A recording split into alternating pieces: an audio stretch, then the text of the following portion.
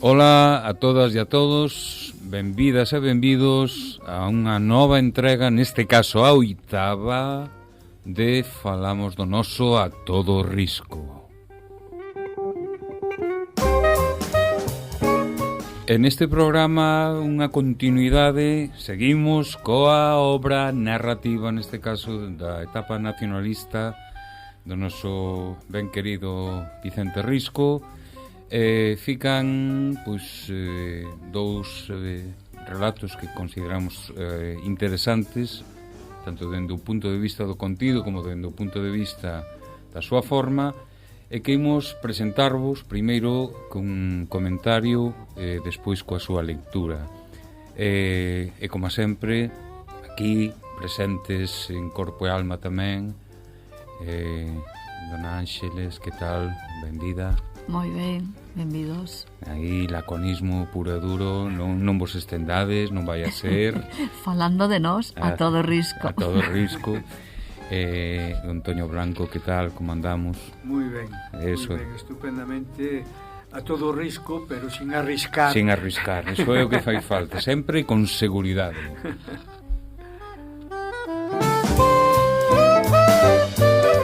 Para darlle xa o colofón sobre toda esta prosa narrativa, comezamos polo señor feudal.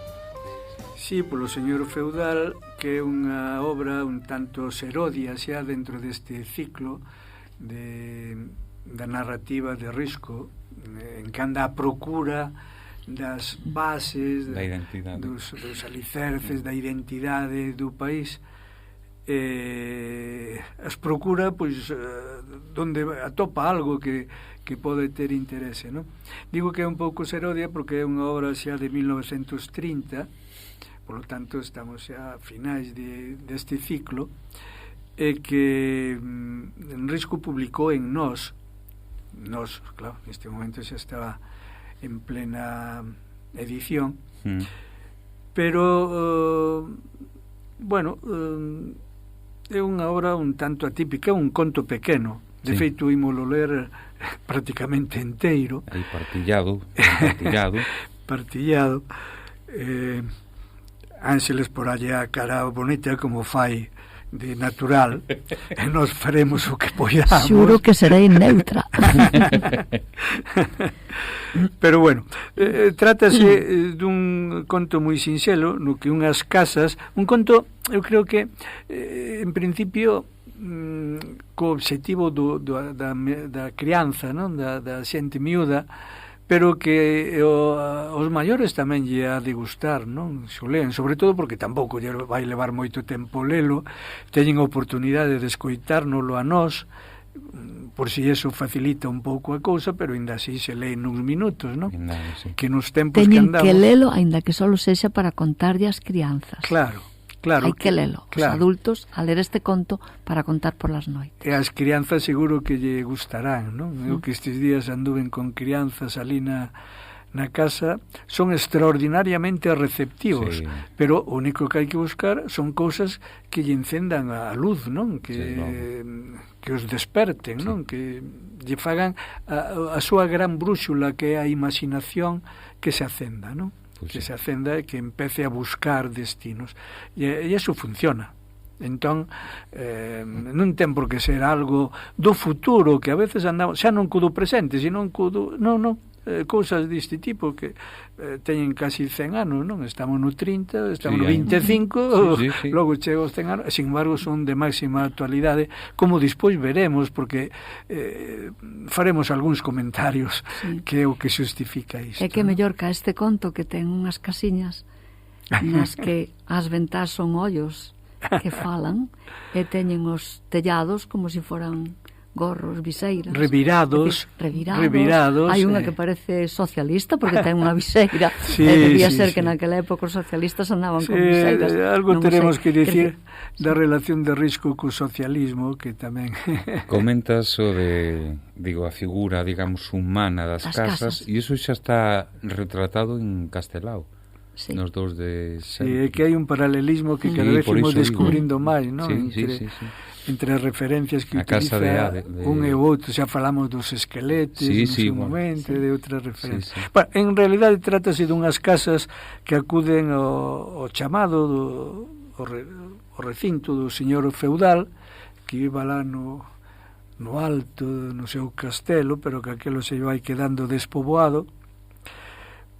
Pero a cousa non resulta como pensaban, non son alugadas, elas pensan que ali vai se crear unha gran cidade, que lle van sobrar inquilinos, e ao final vai pasando o tempo e síntense engañadas, síntense e fuxen. Pero antes toman medidas, como veremos. Asamblearias. Están, claro, trátase de casas animadas. Animadísimas. Claro, animadas. E os pequenos alucinarán con estas casas. Claro. A historia comeza cun debuxo de Xurxo Lorenzo. Vamos recordar que Xurxo Lorenzo é irmán. Na publicación de Nós é o que encabeza o relato, non? Irmán de Xaquín Lorenzo, Xocas, que era un grande dibuxante, non? E risco parte deste dibuxo de Xurxo Lorenzo para desarrollar a súa narración, que ten un sabor claramente medieval, por unha parte, un señor feudal, pero tamén maravilloso, non? Algo fantástico, enormemente imaginativo, e tamén popular. Sí. Basta ver o encabezamento, non? Sí. Como é o encabezamento, Ángeles? O encabezamento, pois, era un señor feudal. Era un señor feudal. Era. Encabezamento de conto. Claro, así empeza a narración popular de moitísimos contos. Era así unha vez, era un señor feudal, era... Risco recolle ese registro, non? Non é por nada, pero aparte deste comenzo tan de conto popular, eu estou vendo os nenos coloreando este dibuixo. Claro, porque témolo aquí o texto en branco e negro, pero está pedindo que se lle poña cor, non? Que veña un neno e que coloree. E a partir de colorear, ou mentras o neno está coloreando, nós empezamos o conto con, pois era un señor feudal. Claro, e a medida que os nenos van coloreando, Risco vai desarrollando o contido literario do conto, non? E cando chegue... vai animando, vai pondo personaxes... Cando chegue ese momentiño en que o olliño dunha casa fai así, porque lle vai ben o asunto nesa nova cidade, o neno está coloreando unha ventanilla que é o ollo, por exemplo. Pues por aí... inspiración Gloria Fuertes hai aquí. Por aí vai a cousa. Acabamos de sair do Nadal, se nota. Ai, nota. Estamos...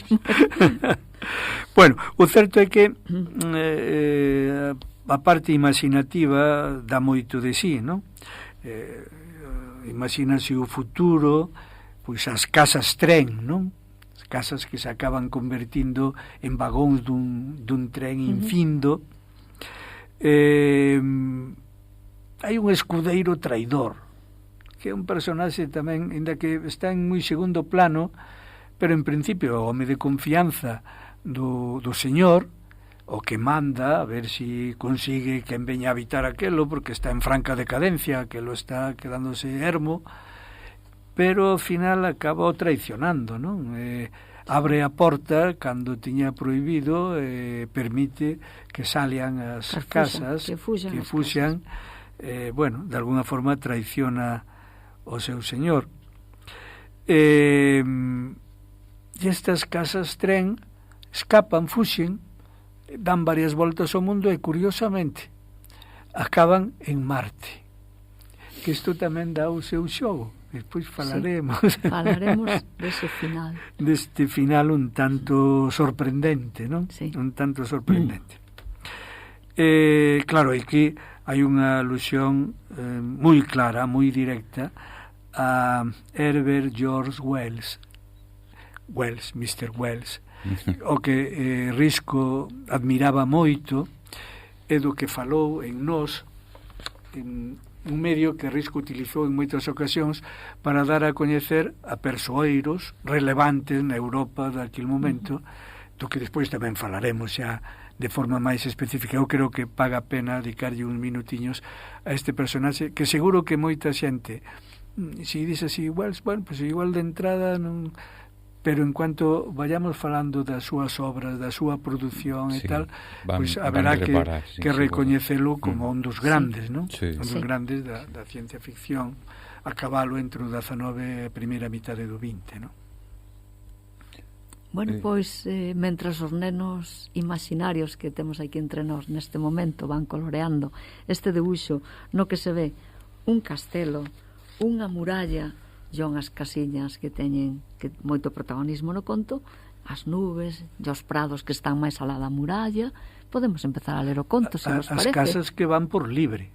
Sí. Non están todas ordenadiñas en rúas e tal, senón que cada unha ten unha forma distinta. E unha expresión diferente. Están colocadas de distintas formas, non hai rúas claramente máis guapas definidas. e máis feas. Máis guapas, máis feas, cos teitos dunha forma unhas, outras de outra. As chimeneas encorvadas de diferente xeito, si van por libre. O castelo sí que se identifica no corouto de arriba de todo, bueno, e despois as terras fora da muralla. O castelo está rodeado dunha muralla. E as montañas e as nubes. Claro.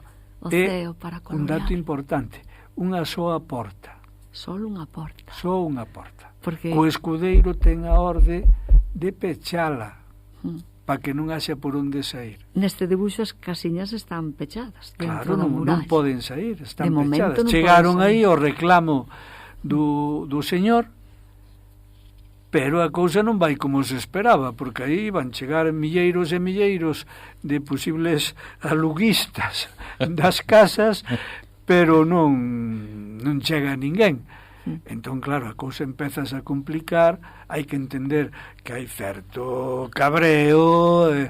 De feito, hai que as casas parece que están asambleando no sí, debuxo, non? Asambleando, claro. Retorcen a cabeza e o morro. Non dicimos que hai interpretación, verdade? Está todo clarísimo. Está clarísimo. No? As malas caras que poñen está clarísimo. Retorcen as portas, as ventanas, inclinan as chimeneas. Sí. Hai que están decidindo algo que claro. Non lle gusta, bueno, teñen que facer algo, non? Isto é o que lle deu o pé a risco para escribir o conto. Porque o debuxo de Xurxo é anterior ao conto. Risco fixo esta interpretación do debuxo. Que actividade creativa máis interesante sempre. Moi bonita. Hai deses. Pois lemos o conto? Pois miramos que lle pasa as casiñas? Pois miramos o que lle pasa as casiñas? Empezamos? Pois empeza ti, Xavier.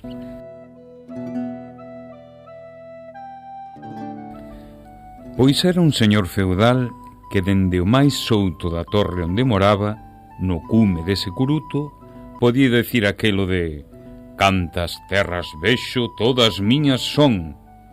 E ao pé da torre tiña unha grande aldea, case que unha vila, con moitas casas onde vivía moita cristiandade. E toda a aldea estaba cinguida desa muralla de bastións macizos.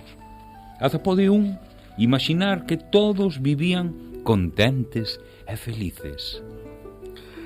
Mais chegou un tempo en que todas esas terras que aí vedes cansaron. E houbo que ilas deixando a barbeito de ano en ano, e despois houbo que deixalas descansar 2 ou 3 anos. E por fin foron quedando unhas tras outras, todas a ermo. A xente en principiou a marchar, e foronse indo hoxe un casal, mañá outro, e asina deica non quedar ninguén na aldea, senón foi o señor feudal, cos seus cadelos, o seu faco e un vello escudeiro. E as casas foronse vindo abaixo, unha tras outra, deica que ficou raso todo o recinto da muralla, e somentes a torre se tivo en pé. E o señor feudal morría de tristura. E entón, para volver poboar as súas terras, mandou unha mensaxe polas aldeas de arredor, polo seu vello escudeiro, a cabalo do vello faco, chamando en todas as casas para que viñeran tratar da fundación dunha grande cidade ao pé do castelo. E resultou que os homes non viñeron, porque andaban no traballo, mas, como se trataba de fundar unha gran cidade, as casiñas todas da ribeira coas súas ledas fenestras, cos seus tellados de tella nova, coas súas chemineas pintarrañadas, falaron unhas coas outras e dixeron: Alá na cidade, din que as casas valen moito, que a xente dá moitos cartos por vivir nelas, na mentras que aquí non valemos nada. Polo tanto, debémonos ir para a cidade. Mais, como somos tan pequenas, e nas cidades son tan grandes e con tantos pisos, se imos alá, non nos van querer. Mais aí onde o señor da Torre vai facer unha cidade toda nova, pode ser que nos queira. Imos logo alá. Lles comenzaron a rubir polo corouto arriba. Fóronse metendo pola inmensa porta do recinto e encheron o circo das murallas, e cada unha púxose onde lle pareceu. Unhas de frente das outras, ou apegadas, ou de esguello, ou postas de cu. Cando o señor feudal, dende o outo da torre, ollou o seu recinto cheo de casas, mandou ao vello escudeiro que fora axiña pechar a porta. Non fora volver a marchar. Xa viría a xente poboar a súa vila. E se non viña, xa ele encargaría obreiros en traballo a Alemaña, ou a Inglaterra, ou labregos a Rusia, ou negros a África, ou bonecos deses de farrapos dun bazar calquera, ou figuras do nacemento. Mais as casas todas, que pensaban que iban a armar con elas unha gran cidade, con rúas e rueiros, fontes e pontes, e traída de augas e alcantarillado, e praza de abastos e carros eléctricos, e cristaleiras nas tendas, e boletíns e xornais a vender polas rúas, de que viron que non viña ninguén para ese lugar, principiaron a berrar polos bicos desconxuntados das súas portas, e a revirar os ollos das fenestras, e a botar fume polas chimeneas, e organizaron un gran mitin, póndose en rolde perto da porta para protestaren de teren sido postas en estado de detención ilegal. Había unha un pouco virolla, porque tiña unha fenestra máis outa que a outra, que era a que máis berraba, mas as que máis medo lle puñan ao señor feudal eran as que tiñan o tellado boadizo e botado para diante como unha viseira, pois aquelas, maldemo me leve, se non eran socialistas, ou aínda cousa pior. Nese intre foi cando chegou o pintor e compuxo o cadro que tendes diante. E non sabemos o que vai pasar. Eu xa estou vendo que o vello escudeiro vai cometer unha traición. Vai abrir a porta, vaise meter nunha das casas, vai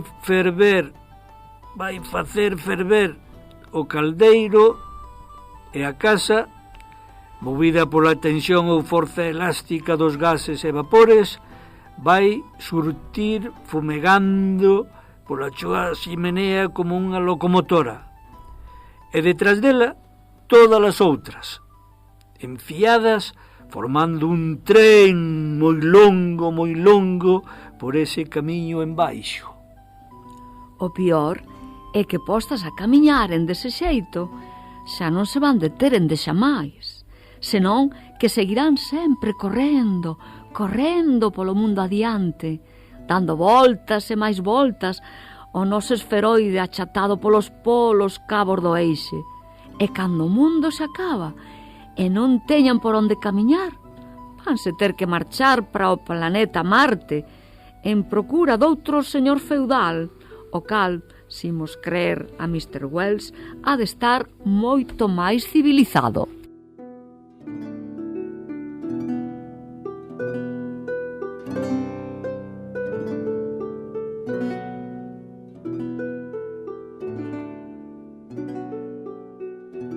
Pois chegamos a Mr. Wells, don Toño Branco. Sí, eu creo que o conto é moi suxerente, Sí, non? sí que... Tan curto, lémolo íntegro, non? Sí. Non recortamos, lémolo tal cual. Neste último parágrafo, Risco introduce un persoeiro novo, pero, inda que é só unha cita, eu creo que paga a pena dedicar un par de minutos a él, non? Pues sí. Este Herbert George Wells, Mr. Wells, o que alude Risco. É un escritor, pensador, incluso político, de finais do século XIX e de primeira mitade do século XX, non? Morre en 1946, polo tanto casi que contemporáneo de Risco, un pouco anterior, non? Nace un pouco antes que Risco, pero tamén morre un pouco antes que Risco. Se considera un dos pais da ciencia ficción, xunto con Verne, con Xulio Verne, o Ginsberg, ou, bueno, algúns dos grandes, non? Pero eu creo que son máis conocidas as súas obras co autor. Sí, co propio nome, claro. Porque sí. Agora falaremos de algunhas das súas obras e seguro que quen nos escoite as obras as pode identificar o que igual non relaciona claramente co autor, non? Pero a min deixoume verdadeiramente impresionante, non? Sobre todo, xa sabemos que a ciencia ficción é unha arte que convirte en ficción algo con polo menos suposto ou aparente base científica, non? Hai algúns casos nos que a ciencia supera a ficción e polo tanto deixa de ser ficción e se convirte en ciencia. Noutros casos pois se queda neso, se queda en pura especulación, non? Pero que non se desenvolve científicamente. Pero Wells nos anticipa unha serie de cuestións que a mí me deixou realmente impresionado, non? Por exemplo, previu a chegada dos avións. É dicir, a finais do XIX non había avións, pero ele xa fala de que iba a haber uns instrumentos que voarían e que facilitarían ir dun lado para outro. Pero foi máis alá. Previu os viaxes espaciais, que se acabarían facendo viaxes polo espacio e que se chegaría a outros planetas.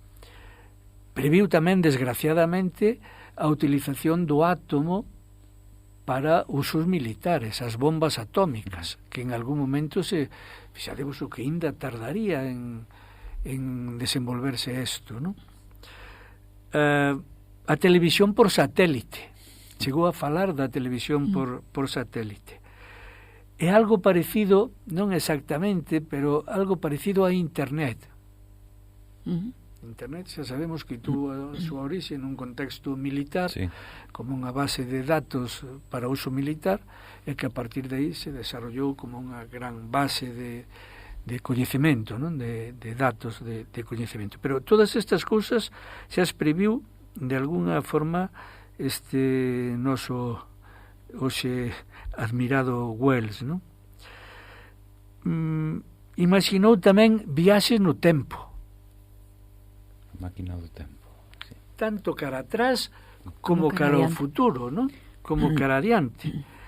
A chegada de alienígenas que podían vir de outros planetas a colonizar a Terra. Bueno, claro, Marte lle gustaba moito, non? Sí. Algo que hoxe se sigue a discutir ainda moito, que eu creo que científicamente xa é posible, pero que non se está dando moita atención, que a invisibilidade, que en función de determinados usos da luz, de plano, de tal, que alguén poda chegar a ser invisible. Eso hasta ahora ainda non se está utilizando. Que se saiba, pero científicamente é algo posible, un reto a curto plazo. Eu creo que a curto plazo isto se vai a utilizar xa de forma masiva. Nesto hai que ter sempre a mente moi aberta, non? Porque cousas que hasta agora nos resultaban absolutamente impensables, pues hoxe vemos que con isto da inteligencia artificial e estes artemañas de nas que nos movemos, pois que é así. Pero tamén falou da enxeñería xenética. Fixadevos o que é isto nesa época, non? Sí. Da enxeñería xenética. Claro, se agora cito algunhas das súas obras, posiblemente a vos seguro que vos son coñecidas e a moitísima xente seguro que tamén lle son coñecidas. Outra cousa é que as relacionaran con este escritor do que estamos a falar, non? Porque algunhas, perdoa, Toño, si pasaron a linguaxe, digamos, fílmica. Sí, claro, entón, claro. Se cadra perdese a fonte da... Claro, sí. Se perde a referencia literaria, claro. que isto ten unha base literaria para despois convertirse en un filme, sí. Claro. La máquina del tiempo, ¿no? Claro, pues esa... O Home Invisible. Claro, o Home Invisible. Claro. La isla del Dr. Moreau. Sí. Aí se fan traballos de enxeñería xenética para convertir os monos que hai ali e tal en outro tipo de seres e tal. O Home Invisible, claro, que dicías ti. A Guerra dos Mundos. Bueno, todo o mundo viu, moita xente viría a peli, non? Da Guerra dos Mundos. Ou La Guerra en el Aire, que está basada nunha guerra que se discute fundamentalmente entre avións. Os exércitos son exércitos aéreos, o cual, tendo en conta que il viviu directamente a Segunda Guerra Mundial, por primeira vez na historia a aviación tuvo un papel determinante no desenvolvemento da guerra, ¿no? Pero isto xa por sí é bastante significativo, non? Pero hai outro detalle que a mí me chama moito a atención, e é que Wells era discípulo e admirador ferviente de Darwin, por lo tanto da teoría da evolución.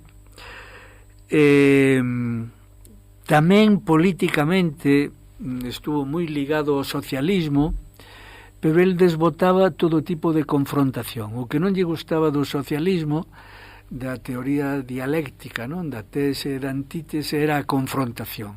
El abogaba por chegar sempre a pactos, un socialismo pacífico, non? Máis alá da confrontación tese-antítese. E tamén, e isto sí que me interesa moito, porque claro, fai relación a outro autor que eu admiro moitísimo, tamén foi discípulo e gran admirador de Huxley. Eu sempre dicen Huxley porque sí, bueno. Huxley, din os que saben de inglés, seguro que é así como se debe dicir, pero claro, non me extraña, non? A min me está ahora na cabeza dando voltas unha obra que eu recomendo a todo o mundo, O Mundo Feliz, non? Sí. Mundo Feliz, esa gran obra de Huxley, na que os individuos se producen en laboratorio, os alfa, os beta, os gamma, os alfa, con unhas características especiales e unha función a que estén. Claro, ese é o fin da humanidade, tal como xa concebimos. Huxley tuvo un grave problema, que era darlle salida o representante da nosa raza, non? O salvaxe, que lle chama il na novela, non? O salvaxe. O salvaxe non atopa lugar nese novo mundo tan programado en que se produce sistemáticamente, que xa non se come, o que son os alimentos, se toman as pastillas de soma. Eu utilicei moito esta imaxe para explicarlle aos meus alumnos no seu momento o da evolución, non? Que a función crea o órgano e a desaparición da función leva consigo a desaparición do órgano, non? Claro, nesta situación na que os individuos se alimentan de forma sintética con as pastillas que na novela lle chaman soma, os dentes, o sistema dentario perden sentido, non? E desaparecen, claro, desaparecen. Claro, o salvaxe, que sería o representante da nosa civilización nese novo mundo, non se atopa e acabase suicidando, non? Eu lín algunha crónica de Huxley tempo máis atrás dicindo que se tuvera a oportunidade reescribiría a novela e lle daría algunha oportunidade máis, non? que non sería tan drástico, que a final non sería unha final tan dura, non? E bueno,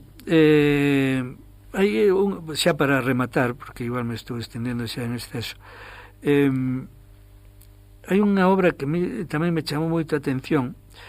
Debe ser das obras, senón a última das últimas obras que escribiu Wells, El destino del Homo sapiens. Permitideme un comentario moi persoal. Eu salio habitualmente con un grupo de carrozos como a min en bicicleta, e os primeiros 10-15 minutos, cando ainda vamos tranquilos, collendo algo de quecemento, pero o que non lle damos descanso é a lingua. A lingua imoslle dando, non? Medio en broma, medio en serio, evidentemente máis en broma que en serio, hai unha tese establecida no grupo que camiñamos cara a desaparición, cara a extinción. Entón facemos unha escolma de novas que se foron producindo nos últimos días, desde a última vez que saímos, que é un exemplo irrefutable de que camiñamos nese sentido. Se alguén nunha aldea chega ao concello a dicirlle á alcaldesa que hai que facer un parque para os cas, pero se que hai hectáreas e hectáreas por onde poden andar os cas libremente, que necesidade hai? Eso evidentemente conduce á extinción. Ese tipo de cousas non teñen saída, non? Entón imos dando voltas a este tipo de cuestións, e por eso me chamou a atención esta última obra de Wells, El destino del Homo sapiens, donde él dubida claramente sobre a posibilidade de supervivencia da raza humana. Dubida. E bueno, eu non o descarto. Por eso fixen esta alusión, evidentemente en tono pois do máis ben.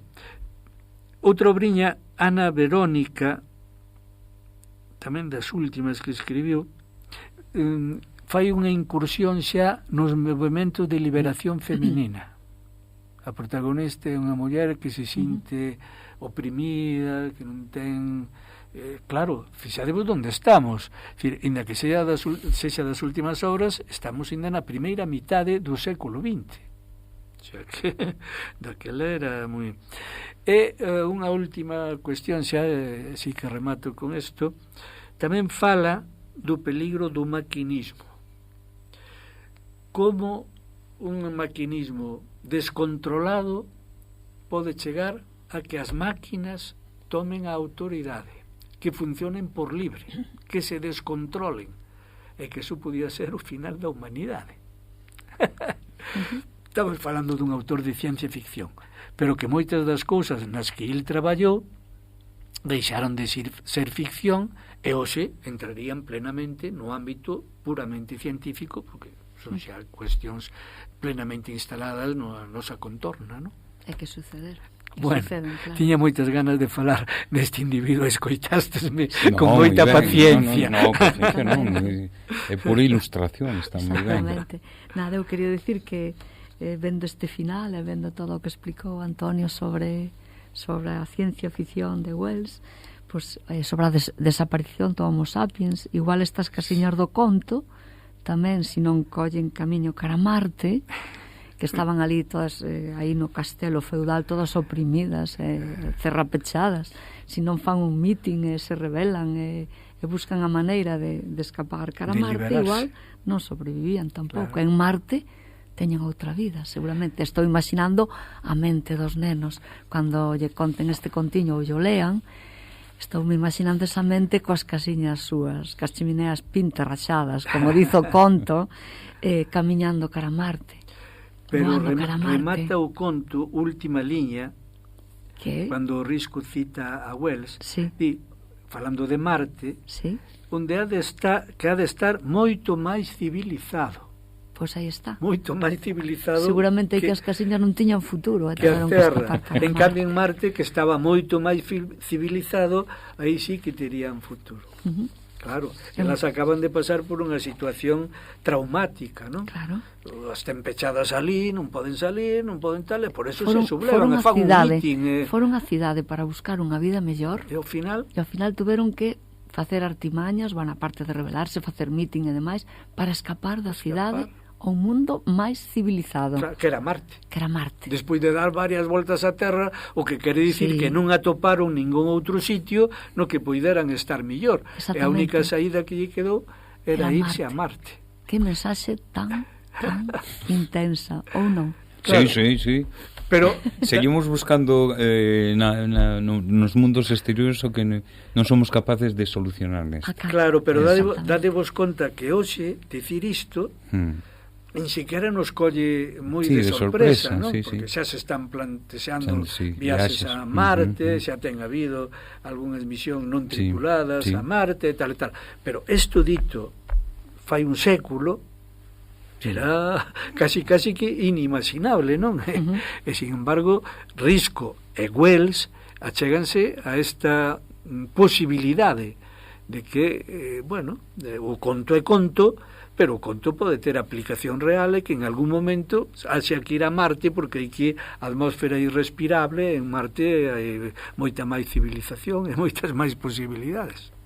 De todos os xeitos, os nenos que escoiten este conto aínda comprobarán que as casiñas ainda non poden viaxar a Marte, pero na súa imaginación viaxarán a Marte para liberarse de todas as ataduras que tiñan acá no castelo feudal. Sin problema ningún. Sí. Facemos unha pequeniña pausa e volvemos. E aunque veño por aquí, non veño por facer mal,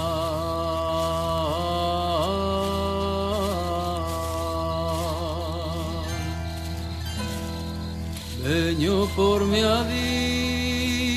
divertir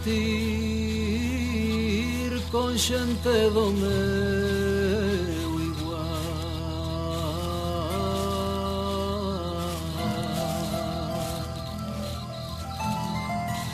con xente do meu igual, ai la la la,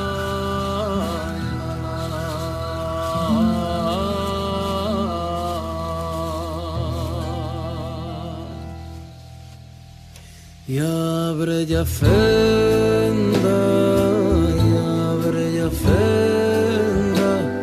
somos un río de sombras que di fervenza,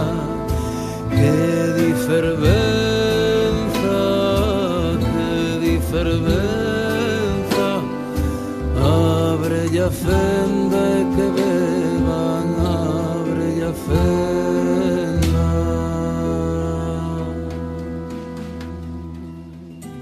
O camiño vemos e ven o vexo dende aquí, estimaba de levar a un home a par de mí,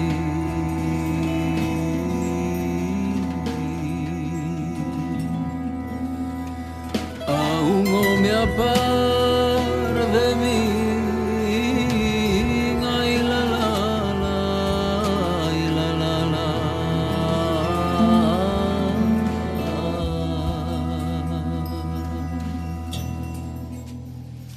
Abre a fenda, xa non son nosos os corpos, son de quen entra, son de quen entra, son de quen entra. Abre a fenda e que beban, abre a fenda. Se veño por aquí hoxe, non veño por ver paredes,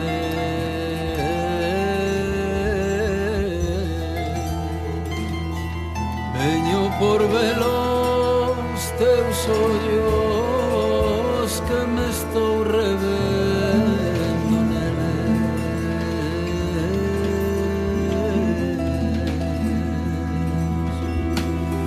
que me estou revendo neles, ai la la la, ai la la la.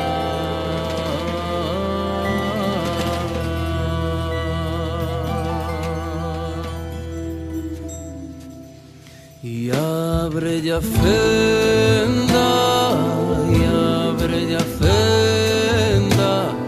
xa non son lobos os homes, son bestas cegas, son bestas cegas, son bestas cegas.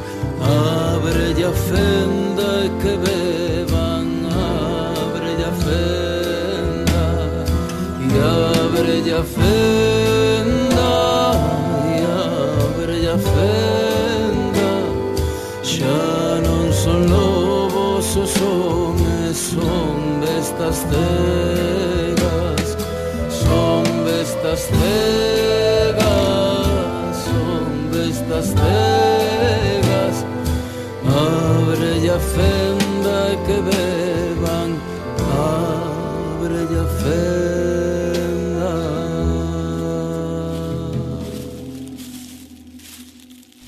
Que cor. Nada, aquí estamos outra vez de volta despois desta pequena pausa e agora tócanos o que outra vez o prometido débeda e espéranos non uns marcianos senón uns europeos en Abrantes. En Abrantes que Non existe Abrantes. Claro, é existe. un espacio de ficción preto de Ourense, de Oria, na, como lle chama Risco, unha zona incivilizada supostamente, non? Mira, en Marte máis civilizada e por aquí pues eso. Claro, Risco escribiu en 1927, por lo tanto é anterior ao conto do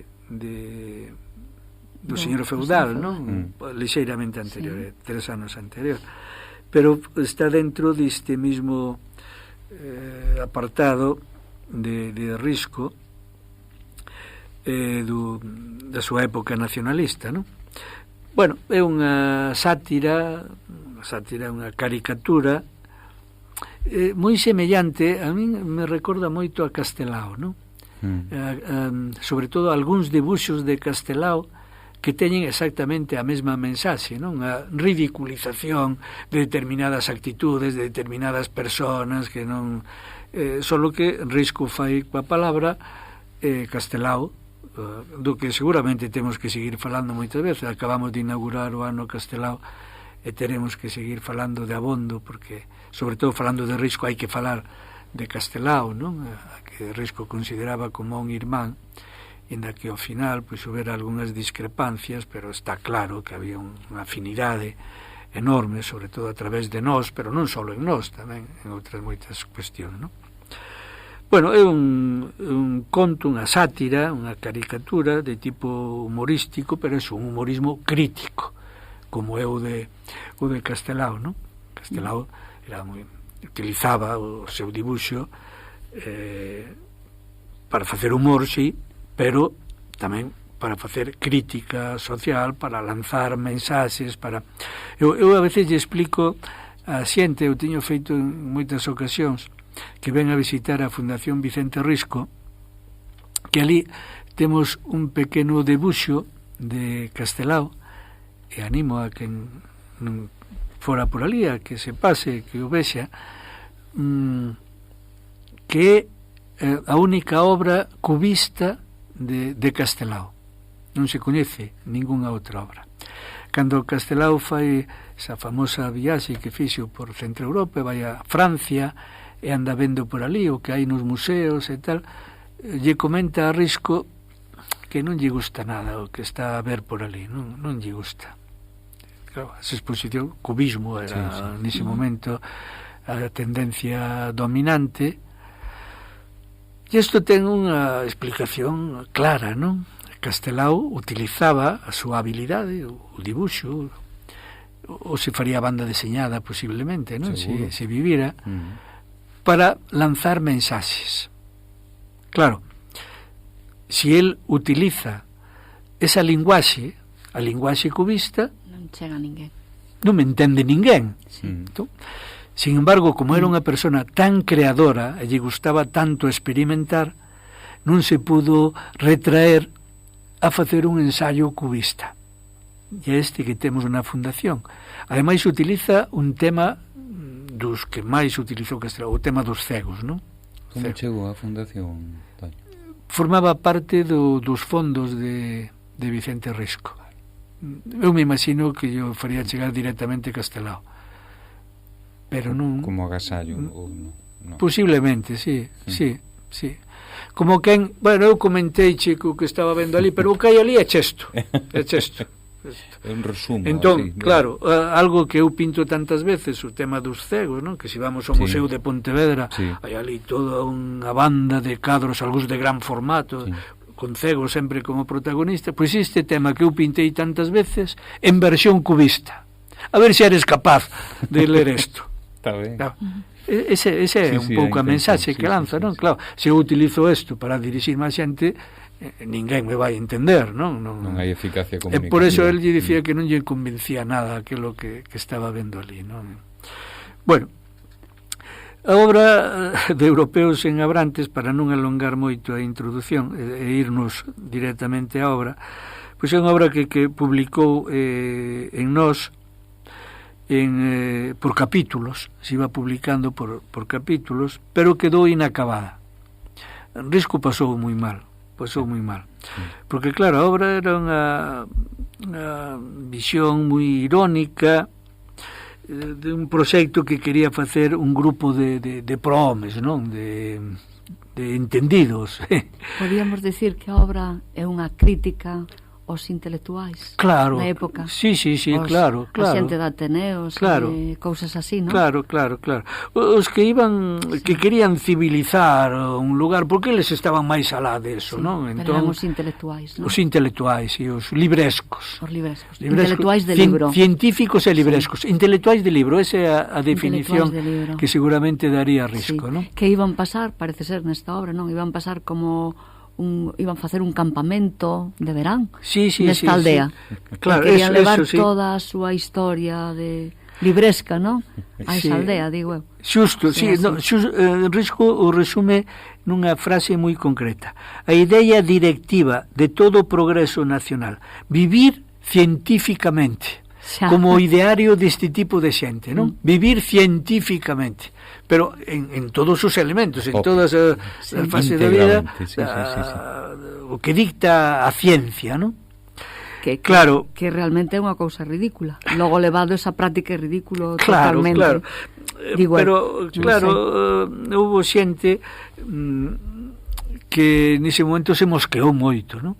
Sobre todo xente do Ateneo de Ourense, os intelectuais que se acababan de crear, a institución se acababa de crear, e Risco ademais lle pon nome, de que non, pero todo o mundo sabe a quen se refería, non? A fulanita, menganito e tal. E que ademais a cidade de onde viñan estes intelectuais é Oria. Oria, claro, Oria que Ourense. Claro, máis claro auga. Claro. O sea, criticaba os intelectuais de Ourense da súa época.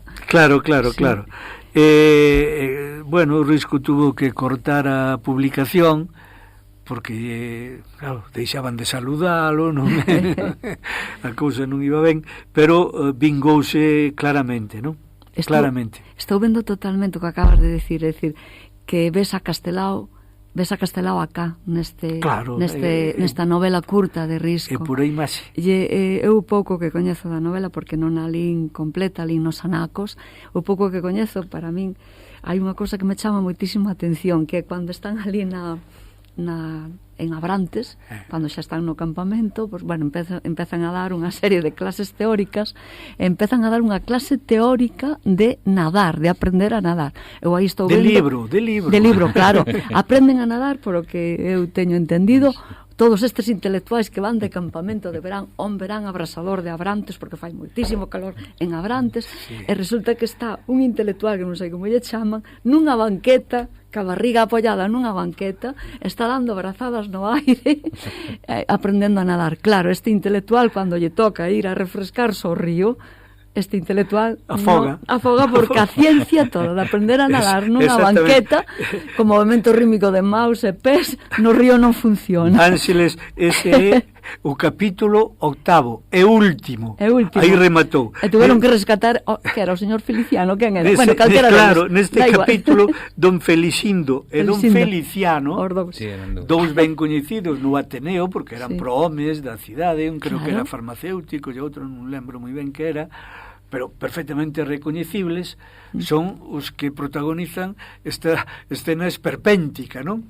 Totalmente. Ti falabas o outro día desta época esperpéntica de Risco. É que eu ademais de ver a Castelao acá, porque eu estou vendo agora estes dous nadando na banqueta, estou vendo un dibuixo de Castelao, obviamente, pero é que tamén estou vendo a Valle Inclán. Claro. É que é unha novela Valle Inclanesca totalmente, de esperpento, máis esperpento que esta escena, imposible, e hai máis. Isto levado ao teatro é bestial. O sea, imaginadevos un intelectual nadando en seco. Seguindo o manual que estaba de moda naquele momento a aparecer dun tal Jorgensen. Aí está. Un alemán, Jorgensen. O sea, todo de manual. É unha autoridade neste tipo de cousas. E por resulta que un individuo que non tiña nin puñetera idea destas cousas, pero sabía nadar, é o que acaba sacando a un deles, porque estaba a punto de afogar, non? É unha cousa tremenda, non? Nadaron en playback, pero cando tuveron que poñelo en práctica, o playback non resultou. Cando tuveron que cantar, afogaron. Increíble. É unha imaxe perfecta de esperpento, de estilo literario, pareceme a min, e tamén de debuxo literario, que son os debuxos de Castelao. Só esta imaxe. E gustaríame, eu non sei, porque son unha ignorante ao respecto, pero coido que este grupo de intelectuais, cando empezou este congreso, vamos chamarlle congreso, porque tamén critica os congresos, creo que critica moitos congresos e as reunións científicas, porque coido que empezan dando, non sei se 4 conferencias sobre o sistema métrico decimal, o sea, como se eso fora moi interesante, nun verán abrasante en Abrantes, e eles cos números co sistema métrico, pero de que van estes intelectuais, e logo nadan en playba nunha banqueta. Había que civilizar ese lugar, había que roturalo, empezan como a roturalo. Se fora un ermo que hai que ir roturando. Cousa moi ridícula, empezan a roturar un ermo con cuestións deste tipo, de aplicación directa da ciencia, pero ciencia para este tipo de cousas que, bueno, é unha clara ironía de Risco de como se está malversando o capital científico, e ao final a mensaxe claramente de anticientificismo, non? Risco era moi escéptico ca ciencia, sobre todo ca aplicación dos descubrimentos científicos. Tamén cuestiona de continuo pois eso, a ciencia moderna, o progreso, o suposto progreso, que a veces non é máis que eso, un suposto progreso é que non engade nada o que xa había no seu lugar, non? Como neste caso, que todo o mundo aprende a nadar nadando e non na banqueta, non dentro un libro e tumbándose nunha banqueta e facendo os movimentos que o Jorgensen explicaba no libro como había que facer, non? Un curso de baile que vendían libros por as portas, vendían tamén un curso de baile e traían como unha especie de plantillas, entonces puñan vals e puñan uns pés aquí onde había que pisar, entonces o que bailaba, o que practicaba na casa tiña que ir pisando nesas plantillas, neses pés de aquí para colá e sacar o ritmo do vals, o sea, tamén en playba era bueno. Gústame tamén, o que vos quería decir, gustaríame, porque non atopei, pero parece ser que antes de empezar ese campamento cos seus congresos e tal, sacaron como un catálogo de comportamento, de normas, de reglas, de como había que comportarse, todo ademais que era do máis ridículo. Pero hasta cousas minuciosas, do máis minucioso estaba todo regulamentado para que nadie fora por libre, todo algo así como ser... se reunirán de 4 a 5 e soltarán algunos chistes para todo, disfrute del personal, así cousiñas deste estilo, no todo de libro, todo moi regulado, todo perfectamente La hora de calculado. los chistes, la hora de tal, la hora de cual. Claro. O sea, genial. A civilización. Hostia, qué caricatura. Esa era a civilización. E era que querían levar a Abrantes, que era un... Bueno, pois isto explicou no Risco en 8 capítulos, pero cando chegou ao 8º xa non pudo seguir porque o pobre home non podía, el que lle gustaba todos os días a ir a tomar uns vasos pois aos moitos sitios, no? O Voltaire, o Roma, o outro que ademais se lo describe, non? Por onde iba, pois ao final xa non podía, porque en todos os lados se metían con ele, e tes cabreado a fulanito e o outro que xa che dirá algunha cousa e tal, e tuvo que cortar. Entón parou, pero só un par de anos para ao final volver, pero aínda con moita máis forza, volvendo a poñer estes personaxes de protagonistas, pero ahora xa non dun conto, sino da grande obra narrativa de Risco a que dedicaremos o próximo programa, que é o Porco de Pé, non? Que ven a ser a continuación dos europeos en Abrantes, pero xa noutro formato. Sí. O formato aí xa non era o capítulo de edición de nos en nos, de mes en mes, sino que xa era algo, unha novela xa longa, sí. Na que era máis difícil rebatilo, non? É esperpento tamén para o médico de Abrantes, que imos ler ahora un anaquiño do médico de Abrantes. Sí, é a preparación, sí. Pero é interesante, que curaba sin mirar ao enfermo, simplemente co seu bastón, non? Ca fusta do cabalo, el tiña un cabalo que se describe ao principio tamén, sí. Que non só era el, sino o cabalo, tampouco viaxaba en tren, sino que viaxaba nun carro tirado polo cabalo para ir á cidade.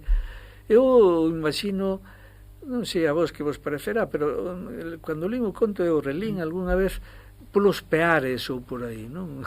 Preto da cidade, pero fora da cidade. Sí. Non había que chegar en tren. Claro, digo do tren porque sí. Un dos personaxes é o xefe da estación, claro. De tren e tal, e os Peares pois ten ali o tren, ten moita relación co tren, unha zona de difícil acceso porque está ali entre o Miño e o Sil, sí. Pero tamén rodeado de montañas de Peares, e tal. Xusto, de claro, Peares, sí. Claro, podería ser perfectamente un lugar así, non? Claro, o que imos ler agora é solo os preparativos, un médico de pobo, un médico de aldea, como era este, pero que ele quere pasar a historia tamén e vese que vai perdendo o tren. Sí. Vai perdendo o tren nunca mellor traído, Claro. Explícanos como facía Cafusta para curar o enfermo. Sí, sin baixarse do cabalo. Lle pedía, creo que está no texto que imos ler, non? Lle pedía aos familiares que lle sacaran ali á porta, sí. Sin baixarse do cabalo, tocaballe Cafusta ao enfermo e xa diagnosticaba ele, dicía o tratamento que lle facía falta e xa estaba. Consulta feita. Esa é caricatura. Digades que non é caricatura. E ademais hai un cheiro aquí tamén a un Álvaro Conqueiro de Escola de Mentiñeiros, tamén cos seus elementos sanadores, sí. E mirade que caricatura tan bonita do cabalo do doctor este, dice, Andrade. Porque este que a xente chama cabalo, aínda que vivía de milagre, non pertenecía en rigor ao mundo dos vivos, senón máis ben ao dos espíritus. Semellaba un cabalo de aramio, un saltón sen asás nin ventre. Imaginados que flaco debía estar cabalo. De aramio. Era aramio e era un saltón, un saltamontes, sí. Pero sin as e sin ventre. Unha bicicleta que tivese patas en lugar de rodas. Era un cabalo sumarísimo, sen máis órganos que os estrictamente indispensáveis para a locomoción.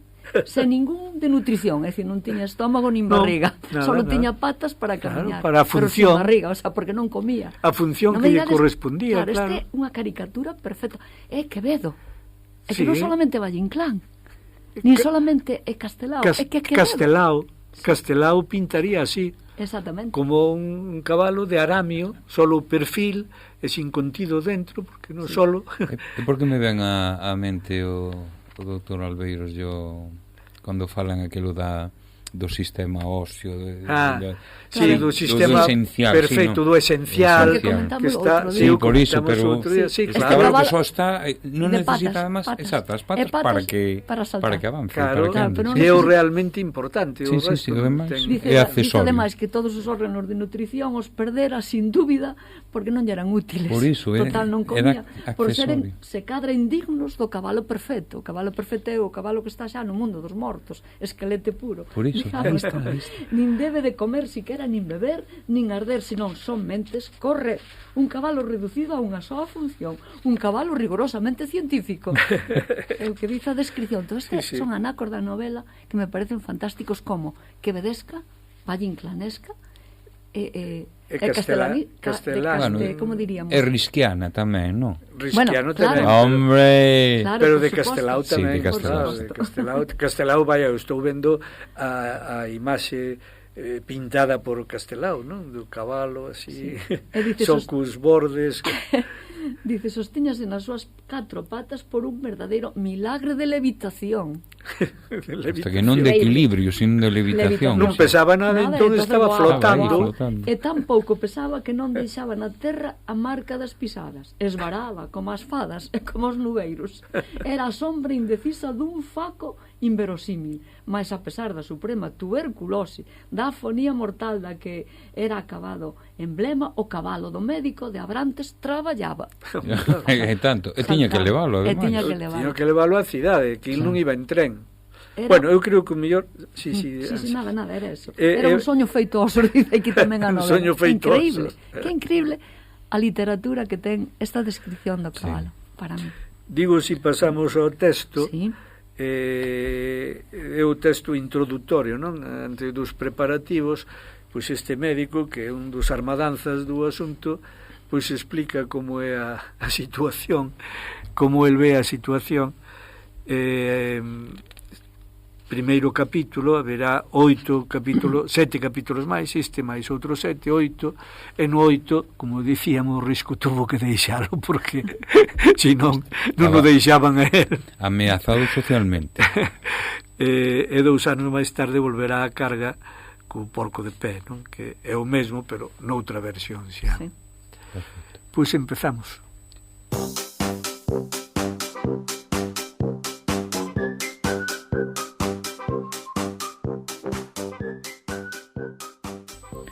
O doutor Andrade era o único funcionario civil de Abrantes.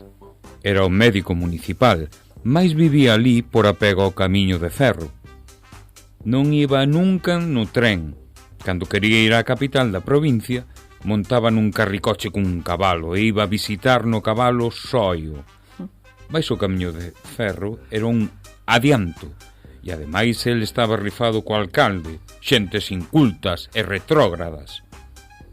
En Troques, en Abrantes, non había igrexa, nin crego, nin romarías, nin enterros. Era un pobo moderno, todo vías de comunicación. Estación co seu telégrafo, coche das graciosas, a bicicleta do fillo do cabo do Guardia Civil, e aínda que non houbera estación telefónica, polo menos víanse pasar os fíos. O doutor Andrade amaba con peito afervorado a electricidade, o vapor, o magnetismo, a mecánica e a sueroterapia. As demais cousas eran andrómedas, froito de ignorancia das idades bárbaras. Deus era un espantallo para explotar ao pobo. A arte, unha brincadeira para os nenos. A teoloxía, a astronomía, a filosofía, latinarios para as vellas e pros cregos. A alma non a atopara en desamais na punta do escapelo. O Mr. Home de Flaubert, o Dr. Pascal de Zola, asustábanse se chegaban a falar co Dr. Andrade. O Dr. Andrade estaba suscrito á Revista de Occidente. Non era vulgar.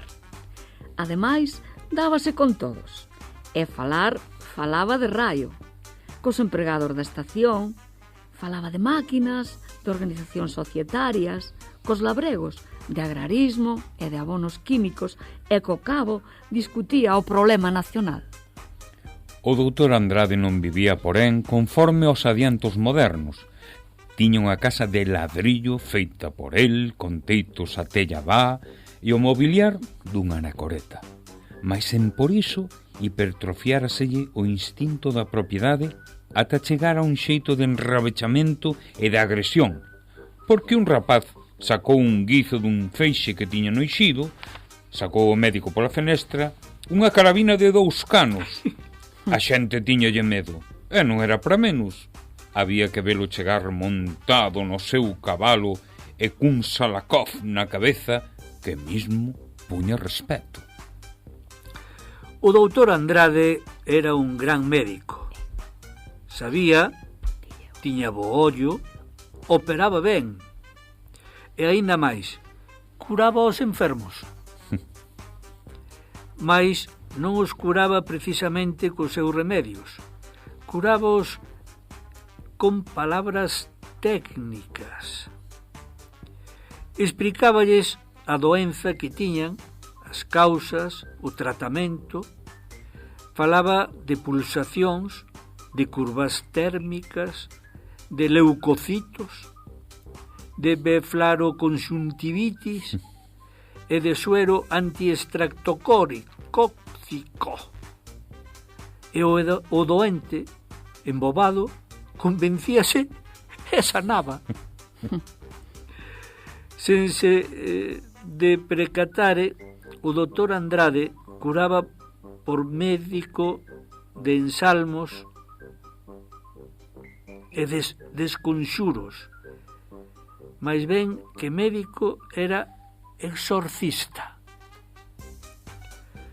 O que máis sona lle deu era o que facía cando pasaba por un lugar de moita presa. Sen baixar do cabalo, do que ia montado, facía que lle sacaran o doente á porta da chouza. Tomáballe o pulso e coa punta da fusta, curado. Deste xeito sanou a moitos. Era unha medicina futurista.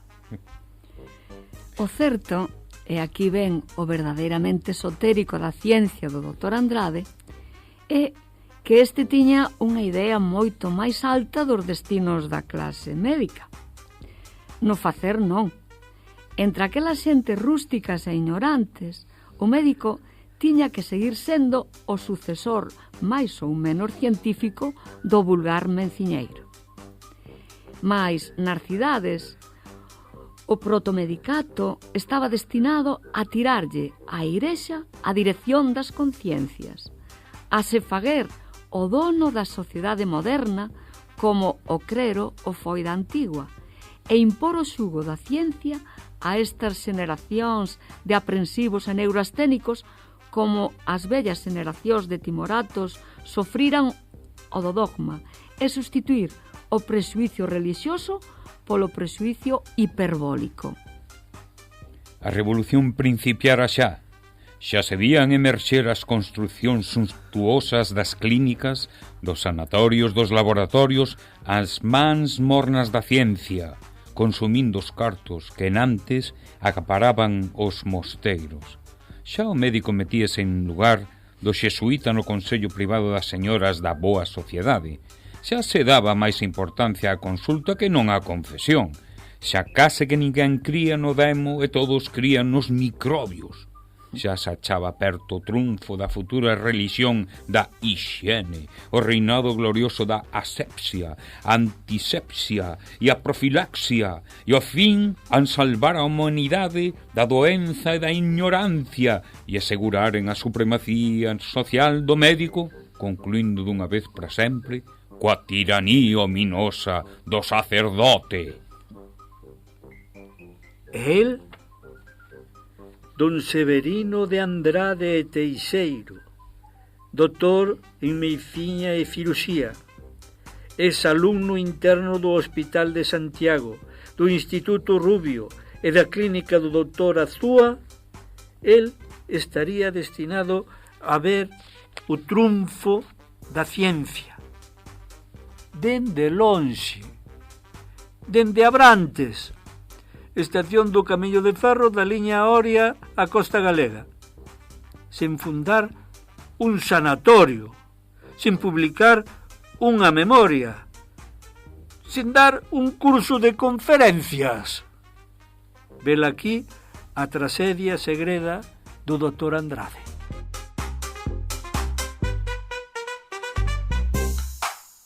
É maravillosa esta imaxe para min de... É maravilloso todo, todo, de verdade, este todo, capítulo. sí, un mundo de maravillas, pero eu estou me imaginando que hai moito da nosa época, é dicir, hoxe o demo son os microbios, ou non? Sí. Claro. E as bacterias. Porque a igrexa tampouco ten... Non ten forza a iglesia, e ten a todos forza corremos cara ao hospital. Claro. Parecen as novas catedrais, os Sí, hospitais, non? é certo, Onde é estuveches certo. onte? Na residencia. Na residencia. Non estuveches rezando na catedral, non, na residencia matando un microbio. Claro, e cando se chega a unha cidade nova, hasta aí non moitos anos, os grandes edificios que se vían eran as catedrais, as grandes igrexas, hoxe son os grandes hospitais, os grandes... Hoxe non, na época en que Risco escribía isto, o que empezaban a emerxer como os grandes templos da nova civilización eran os grandes hospitais, eran os novos templos do modernismo, do futuro, do cientificismo este que Risco tanto criticaba. De feito, algúns hospitais, por exemplo, estou ahora recordando de Lisboa, un hospital de investigación para o cancro, que está ao ladiño de outro edificio que é un museo de arte moderno. Son dous edificios que se ven desde o Tajo e son catedrais, os dous, tanto o hospital como o museo. Claro. Son as novas catedrais. As novas catedrais. Quer decir, non son catedrais, No, son as novas catedrais. Edifican grandiosamente. A imaxe que utiliza Risco, non? Pero hai na órbita social de relacións sociais hai unha imaxe moi gráfica tamén, non? Que nos consellos asesores das grandes damas, das grandes tal, xa non está o cura, non, está o médico. Sí. Está o médico, forma parte dise consello asesor. Que é o que dicen acá no texto, é dicir, que o Dr. Andrade pretendía ir quitándolle pouco a pouco o poder da iglesia, é dicir, pode máis xa unha consulta médica co confesionario. E os que administran os cuartos xa están deixando de ser tamén os clérigos e xa están empezando. E claro, por eso il se lalla, non? Pero eu estou me quedando fora deste mundo. Eu que vivo aquí nesta aldea e que isto non evoluciona, non tal, non vou dar conferencias, non vou ter un hospital, estou me quedando fora disto. Algo teño que facer. Claro. Este é o capítulo 1, despois virán os seguintes 7 capítulos que explican o que se intenta facer, entre outras cousas, dar esas clases de natación. Non digades que esta novela curta non dá para moito. Dá moito para moito, dá moito para moito. Comentar, En ler, serio, rirse, sí, moito. Estilísticamente pois é todo un esperpento, é quevediano. Non ten Risco aquí desperdicio. ten esa faceta que penso que é moito del, non? Esa Aquí se faceta empeza a mostrar, quevediana. estilísticamente empeza a mostrar estas enumeracións que despois no porco de pé abusa delas, pero bueno, con conciencia de que quere crear, bueno, unha retaíla de termos que ás veces mesmo inventa. Bueno, é un recurso que ten para, vouche dicir, esperpentizar un pouquiño a narrativa. A narrativa. A min gustaríame saber... Sí, é palabra. Sí.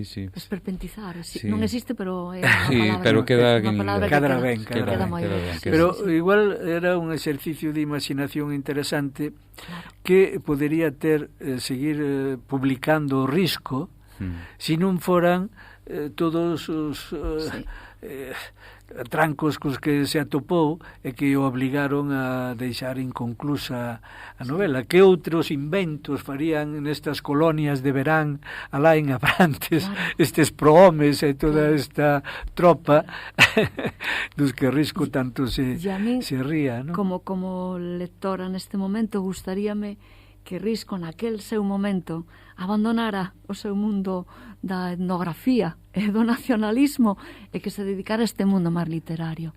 Sí. Gustaríame. Daba todo. No, porque desto hai pouco.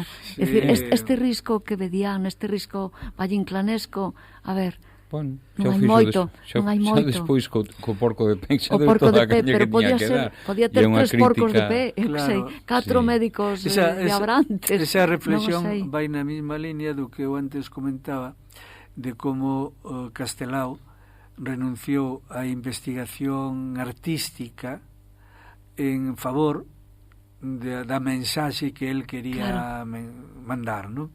En vez de seguir investigando, no caso que citei sobre o cubismo, pero podía ser sobre outras manifestacións artísticas, as deixou un pouco relegadas porque eso non lle aportaban nada ao que el quería, como linguaxe de transmisión. A arte para el está claro que non era un fin, sino un medio, e se o medio non lle era válido para lanzar a mensaxe que quería lanzar, pois aínda sentindo moito, porque era unha persona enormemente curiosa, investigadora e tal, o deixaba relegado para priorizar a mensaxe, non? Que era a comunicación fundamentalmente, además co povo, nada de elitismo, falo de Castelao. Claro. E a súa, quero dicir, a súa prosa, o das cousas, esa imaxe cun texto pequeno e chegando, quero dicir, coa concisión necesaria, porque eso tamén é arte. Claro, condensar o mínimo, no mínimo, dar o máximo de expresión, no, que foron fillos dunha época realmente. Claro. Esa época condicionounos. Pero tuveron que sacrificar moito da súa arte para chegar ca súa ideoloxía, ca súas ideas. Moi conectados entre eles, e seguro que se seguimos falando en outros capítulos da evolución do Risco, seguiremos facendo referencias continuas a Castelao, porque durante moito tempo estuveron moi da man, non? En un contacto moi directo, non? E con un proxecto que compartían claramente. Despois, a partir do 31, xa as cousas irán cambiando, sobre todo desde o punto de vista ideolóxico, deso tamén teremos que falar no seu momento, e houve un tempo que hai un maior alonxamento entre eles, pero nunca perderon a amizade e o recoñecemento mutuo que se tiñan, en contra do que algúns pensadores a veces teñen intentado dar a coñecer. Hai algún tipo de rexistro epistolar entre eles, entre Risco e hai algunhas cartas, sí. Digo, polo interese que poida suscitar. Sí. Na Fundación Risco, os fondos da Fundación, e aproveito para dicilo, están non só catalogados, sino que están digitalizados. Entón se pode entrar facilmente, non acceder directamente, pero si se poden pedir copias que, como están digitalizadas, é fácil podelas mandar sin ningún problema. Prácticamente todos os fondos debemos andar sobre, neste momento, entre o 85 e o 90% dos fondos da Fundación están xa digitalizados, o cual facilita o acceso a... Pero leva traballo tamén. Sí, levamos, creo que andará sobre 8 anos ou igual máis, utilizando os recursos da Xunta, das convocatorias estas públicas que fai a Xunta para a digitalización de fondos, e que nos ten andado realmente ben, non? Pero bueno, de feito, ahora que estamos co proxecto, creo que se alguna vez o comentei, de crear un centro museístico de novo rexistro, pois unha colección museográfica, non? A Casa Museo, que teña ese novo recoñecemento, pois nos anduvo moi ben ter xa toda a catalogación feita, non só de fondos documentais, sino das obras de arte, das bibliotecas, tanto a de Antón Risco como a de Vicente Risco, todo iso, incluso do equipamento mobiliario do edificio, que hai mobles que son realmente interesantes, cosas así. Bueno, pois non ten andado ben ter ese traballo xa adiantado para poder facer esta documentación, completar esta documentación. Función da Vicente Risco, función deste programa. Agardamos sempre que sexades os nosos auditores fiéis.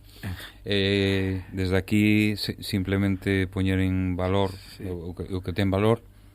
Sí, eu creo que a música que se escoita nos interludios das nosas conversas que tamén seleccionou aí o Carliños, veñen moi acaídas, non? Porque están tiradas do último concerto do ano 24, pero foi no ano 25, porque este último concerto dos neoartistiñas, non? Dese ciclo de música que antes chamábamos petiscos musicais e que ahora dimos en chamar neoartistiñas, pois debía ser o 21 de decembro. Hubo imposibilidade de que o artista invitado neste caso, este tal Artai Teotonio, que ten un nome, é un rapaz galego, sí. Pero cando vin, falei con el o outro día, dixo, non, son de aquí de Galicia, ademais estaban seus pais no concerto. Pois eche ben raro este Teotonio, bueno, o chamo Artai. Estou estudiando en Alemania, non? É un rapaz moi novo, pero xa con un recorrido como casi todos os que están pasando por o ciclo, non? Gracias á obra de Brais González, pois un concerto realmente extraordinario, non? Con Schubert, co propio Brais González, o terceiro acto da Loba Branca, esa ópera da que xa temos falado aquí de Brais, baseada en un conto dos que recolleu o Risco, do Lobo da Xente. Bueno, o que iba, as músicas que estarán sonando pois están sacadas deste concerto. Eu creo que vai moi ben, non? Sobre todo se unha delas é o Lobo da Xente, que está dentro deste ciclo de contos nese ámbito, nese trasfondo nacionalista que andaba buscando o Risco. Pois este tipo de músicas cadran ben, non? Entón é de agradecer tanto a Brais como o intérprete, como Carlos, que é un fenómeno e consigue todo isto encaixe onde ten que encaixar, non? E a ti tamén, porque se non falas ti, eu xa non dicía nada. Menos mal que están aquí o Toño e Ángeles, e non isto, meu Deus. Pois nada, se non hai ningunha cuestión máis, despedímonos, ata a próxima, Ángeles. Ata logo, seguimos falando de nós, vale. E a todo risco. Se non tes máis nada. Ata logo, pero amenazamos co porco de pé, o sea, que os europeos de Abrantes que estén atentos, porque imos seguir insistindo. Iso xa é un prato forte, suculento, non? Isto foron uns petiscos. Estuvemos cos petiscos, cos entrantes. Ahora vamos xa ao plato principal. Vale, pois desde aquí tamén agradecendo a Carlos, desde o posto técnico, e emprazándovos a que nos escoitedes na próxima, que será a 9ª. Un saúdo a todos, ata logo.